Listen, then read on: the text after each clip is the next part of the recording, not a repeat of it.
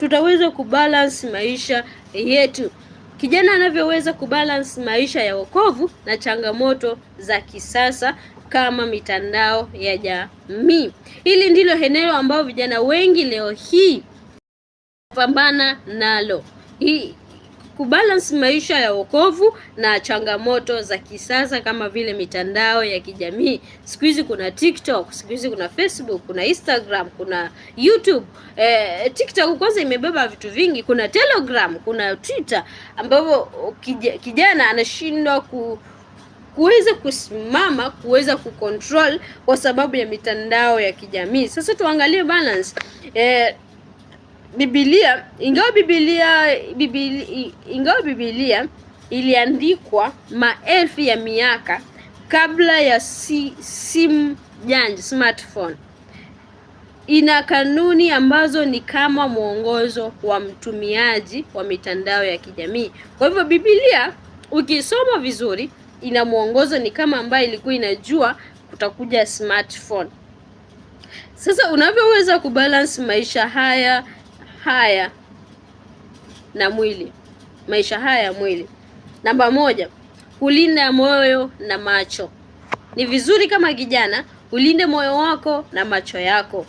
Linda moyo wako kuliko yote uyalindayo, maana ndiko zitokako chemichemi za uzima. Methali 4:23. Linda moyo wako kuliko yote uliandayo kwenye tukiangalia algorithm ya mitandao inajua unachokipenda. Ukianza kuangalia macho yanayofaa utaleta mengi zaidi. Kwa hivyo vitu ambavyo unaviangalia kwenye simu wakati unaperuse simu yako, hizo ndio vitu ambavyo vitakuwa vina rotate, ndio vitakuwa vinakuletea. Lakini ukijifunza kupeleka simu yako, itakupa kujua ni kitu gani kinakupa faida katika maisha yako. Kuwa na nidhamu ya kuscroll, yani kupitisha picha au video zinazochafua moyo wako. Linda macho yako ya kiroho kama unavyolinda simu yako isiingie virusi.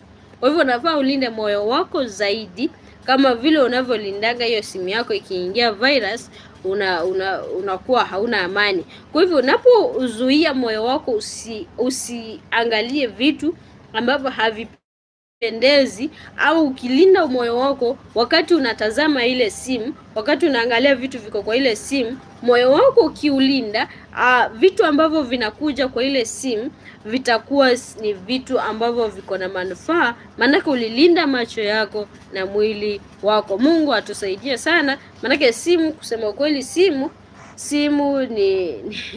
ni adui mkubwa kwa kijana. Simu imefanya kijana kufanya uchafu mwingi na inapelekea kuwa na matumizi mabaya ya simu. Lakini pia simu unaweza kuitumia vizuri. Namba 2, kutumia muda kwa hekima. Unaweza kutumia muda wako kwa hekima sana. Waefeso 5:15-16 anasema, basi angalieni sana jinsi mnavyoenenda, si kama watu wasio na hekima, bali watu wenye hekima, mkiukomboa wakati, kwa maana zamani hizi ni za uovu. Tuenende tukiukomboa wakati, maanake zamani hizi ni za uovu. Mitandao inaundwa ili ukae humo masaa mengi bila kujua. Ukiweka akili yako kwa mtandao, unaweza haribu siku nzima. Haujafanya kitu, hata kuosha vyombo hujafanya. Mtandao, simu inaweza kukufanya ukapoteza vitu vingi. Simu inaweza kukufanya ukapoteza kazi. Simu inaweza kukupotezea muda mwingi ukiitumia vibaya. Lakini tunaambiwa tu balance. Tuna balance vipi? Biblia inatuambia tuukomboe wakati. Badala ya saa 5 za udaku, tumia saa 4 kwa ajili ya kujifunza ujuzi na saa ya burudani. Huku ndiko kubalance kwa hekima.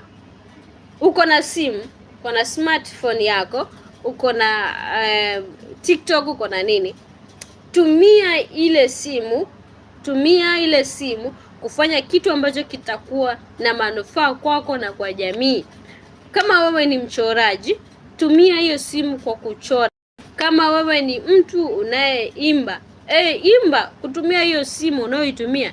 Tumia hiyo masaa 4 au masaa 5 kufanya kitu ambacho kitanufaisha maisha yako na kitaweza kusaidia na jamii.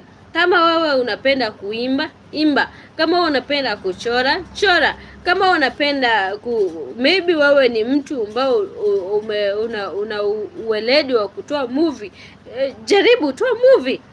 Fanya kitu ambacho kitalete manufaa kwa jamii, kitaweza kufundisha jamii kuwa na maadili mema.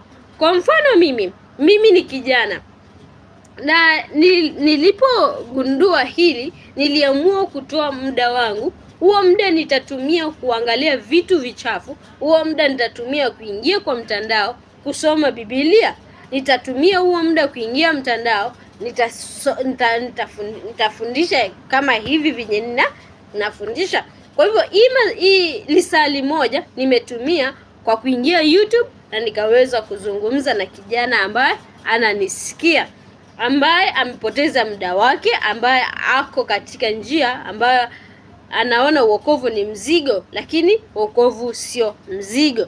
Sasa mimi nimetumia muda huo. Ukienda kwa Facebook pia najiita Imani ya Kristo, utapata pale ninasoma Biblia. Kuna mtu ambaye hana muda wa kusoma Biblia, lakini ako na muda wa kuingia kwenye mtandao. Anapoperuzi ile Facebook, atakutana na mimi, nitamsomea kitabu cha Biblia. Nitamwambia leo tusome kitabu hiki. Ataweza kusikia, hapo nimemjenga. Mtandao, nikiingia kwa TikTok utapata tena nasoma Biblia. Kwa sababu gani?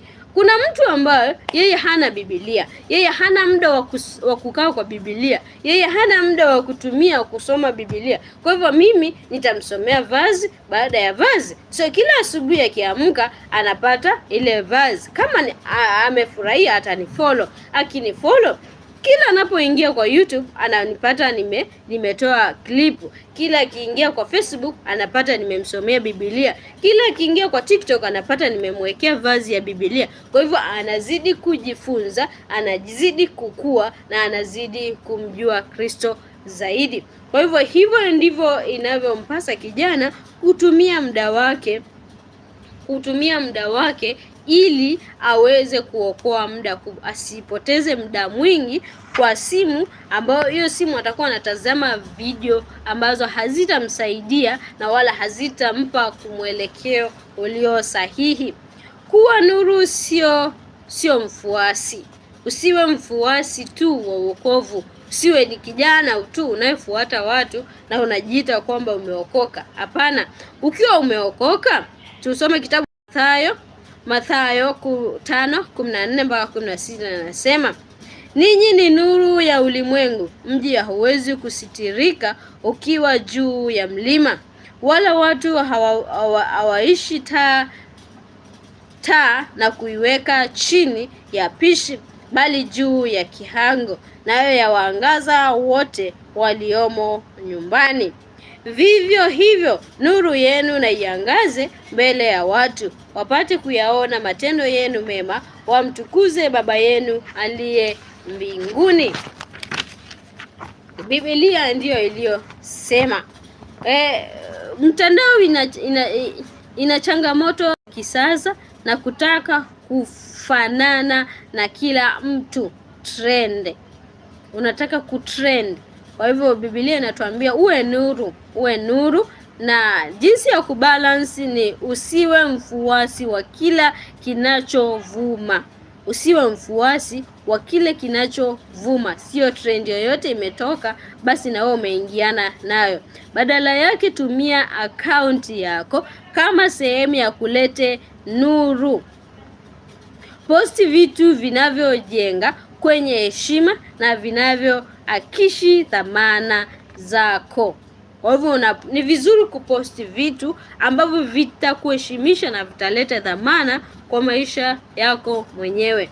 usiende na ulimwengu eti chochote kinacho trend na wewe umo ndani. Kuna vitu kweli vina trend lakini havina mvuto. Kwa hivyo tunaambiwa tuwe nuru ya ulimwengu. Kama kijana, tusimame na tuwe nuru ya ulimwengu. Tufundishe jamii kwamba inawezekana kuokoka. Kama kijana uko hapa na unaona kwamba wokovu ni mzigo, inawezekana kijana kusimama kwenye wokovu na kufanya furaha zote ambazo zinaendelea kwenye jamii. Utatumia mitandao yako, utafanya kila kitu. Si kwamba ukiwa kijana na umeokoka eti huwezi kutumia Instagram, huwezi kutumia TikTok. Hapana, inawezekana. Bora tu unaitumia kufanyia nini?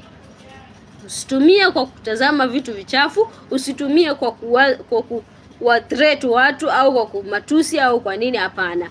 Tumia mtandao kwa njia ambayo itakuwa na tija kwa jamii.